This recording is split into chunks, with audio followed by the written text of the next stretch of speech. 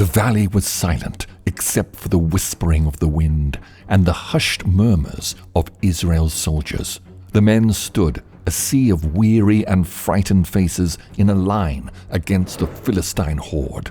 They dared not move or speak too loud for fear of the monstrous shadow that loomed over them, a shadow cast by the legendary giant, Goliath.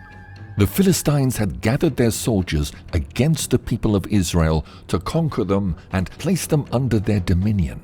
In retaliation, King Saul had ordered the Israelite men to gather and hold off their attack. The two armies had drawn their lines on opposite hills, with the valley lying between them, neither one willing to make the first move.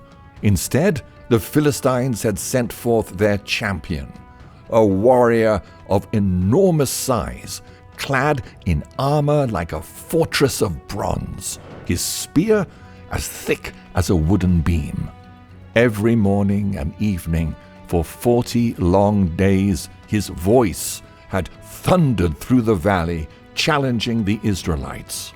"Send me a man who dares to fight. If he defeats me, we will be your servants. But if I kill him, you shall be our servants and serve us." But no man came. No soldier among Israel's ranks dared to step forward against such a fearsome opponent. Even King Saul, a mighty warrior in his own right, looked upon the Philistine champion and despaired. Goliath's challenge grew more mocking with each passing day. "I defy the army of Israel. Give me a man and let him fight me." In the hopes of finding a man willing to accept the challenge, King Saul had promised a life-changing reward. "Whoever kills the giant will be given great riches, my own daughter's hand in marriage, and freedom of your father's house in Israel." But even with such a reward, fear froze every man in his tracks, and Goliath's challenge remained unanswered. One day, a young lad named David approached the Israelite camp, eager for news of the battle. His father Jesse had sent him with bread, grain, and cheeses for his 3 older brothers, Eliab, Abinadab, and Shammah, who were soldiers in King Saul's army. David was the youngest, not yet at fighting age, who spent his days as a shepherd, looking after his father's sheep. The thought of seeing the front lines of a battle was a far more exciting prospect than his usual routine, and David was keen to hear the stories of bravery and excitement from the mouths of the warriors themselves. But as he took in the sight before him, his hands tightened around the strap of his satchel, and his brow furrowed in confusion. Instead of stories of valor and the clash of armies, he found men gripped by fear, cowering at the taunts and insults of a giant. He watched in disgust as Goliath swaggered before them, his voice booming out, "Send me a man, any man to fight. Is there not one brave man in the whole of Israel who dares to fight me?" David turned to the shuddering men beside him, their faces pale with fear. "Who is this uncircumcised Philistine, that he should defy the armies of the living God?" he demanded, his voice filled with more confidence than a boy his age should possess. His brothers, exhausted from their long ordeal of waiting and watching, looked at him scornfully. "Why have you come down here?" Eliab, the oldest, scolded, his face full of frustration. "And where have you left those sheep of yours in the wilderness? I know your pride and your mischievous ways. You've come down here to see the battle, haven't you?" But what battle? There was no fight, only trembling men, and an army who grew bolder with each unanswered challenge.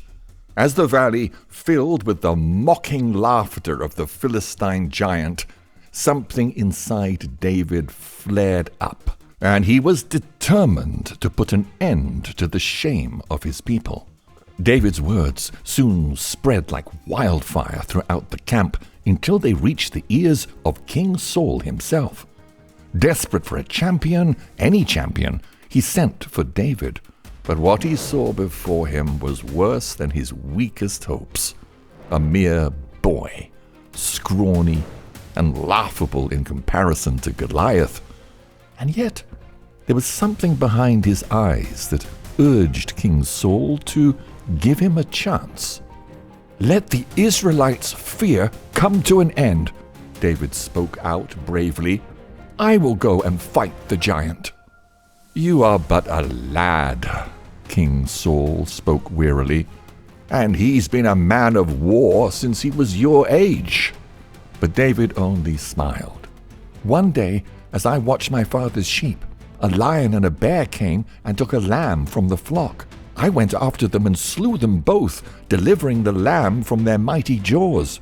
This giant will suffer the same fate, since he has defied the name of the living God.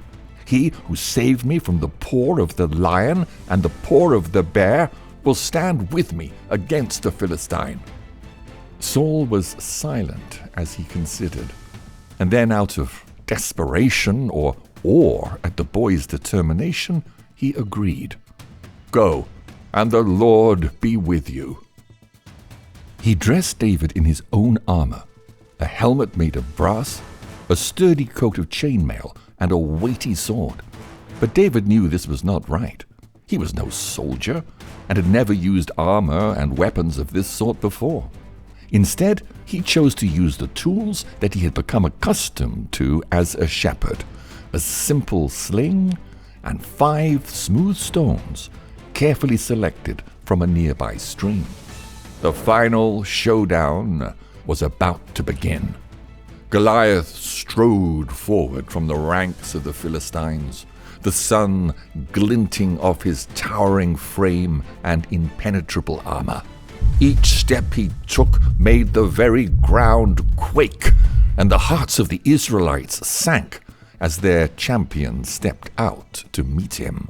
The giant's lips curled into a sneer as he saw the figure approaching, and bent down to scrutinize his tiny, unarmored opponent, squinting in disgust.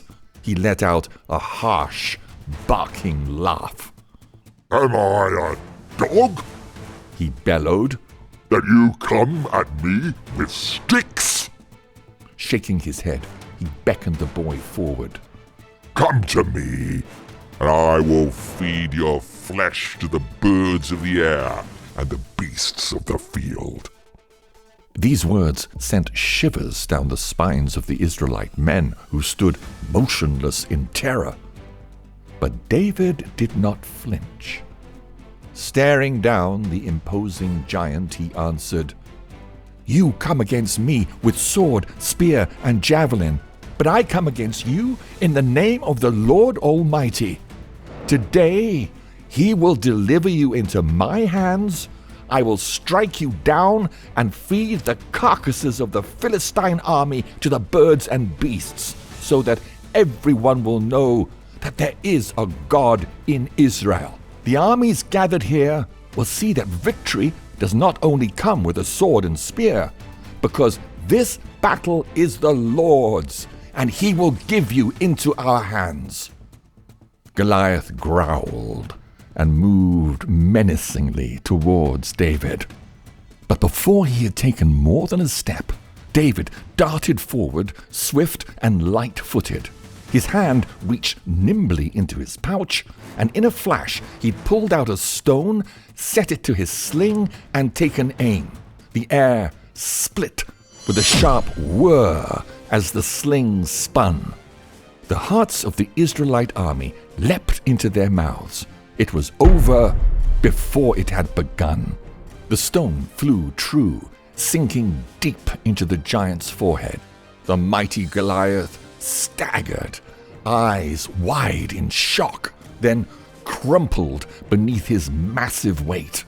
Dust billowed from the ground as his enormous frame struck the earth. David approached the fallen champion, standing over the man who had dared to defy his people and the Almighty God. Then, taking Goliath's own sword and lifting its immense weight in his hands, he looked down at the giant and spoke softly, "The battle is the Lord's." With one swift stroke, he sheared Goliath's head from his body. For a moment, there was total silence.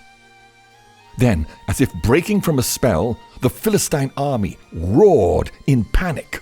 Their bravado was shattered with the defeat of their champion, and they fled before the Israelite host, who surged forward in victory. From that day on, the boy shepherd who defeated the mighty giant became a legend. He would go on to rule Jerusalem, father a line of kings, and become an ancestor of the Messiah himself. But as the echoes of this battle faded into history, one truth stayed with David for the rest of his days. It was not by strength nor by size that victory was won, but by faith, and faith alone.